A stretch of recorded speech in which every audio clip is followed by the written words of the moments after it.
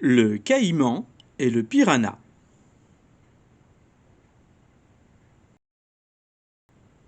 Un caïman noir de fort belle taille remontait silencieusement l'Amazone, caressant le désir de faire ripaille des quelques bestiaux qu'il affectionne. Loutre géante et poisson-chat se gardèrent de croiser son chemin, cerfs paresseux capybaras firent de même que les tamarins, en s'éloignant de la rive d'un pas et de la promesse d'un funeste destin.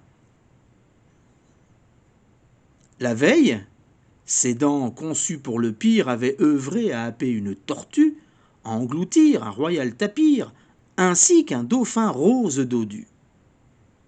C'est donc repu que le reptile sillonnait les eaux fluviales, dans une quête qui se voulait indocile, opportuniste et somme toute joviale.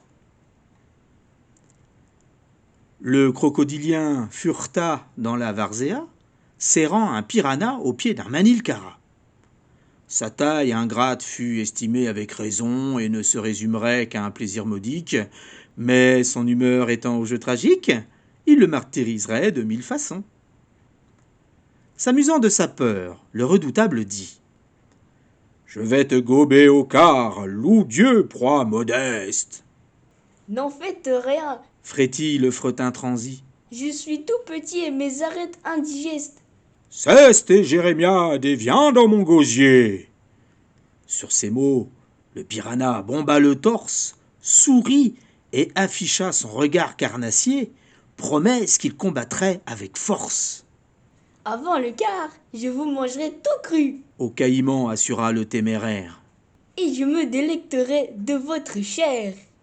Croyez-vous qu'un instant le caïman l'eût cru? Que nenni! Il comprit, mais bien trop tard, que le petit piranha avait des frères. La bande organisée chassait le caïman noir et l'avait amené jusqu'à leur repère. Cette fable nous prouve que la taille ne fait rien à l'affaire. Qu'en bien des situations, il est vital d'assurer ses arrières, car si la raison du plus fort est souvent la meilleure, la raison du nombre n'en reste pas moins efficace, à brève échéance, elle vous promet de belles frayeurs et ne laisse aucun doute quant à l'issue de la chasse. Parole de Piranha.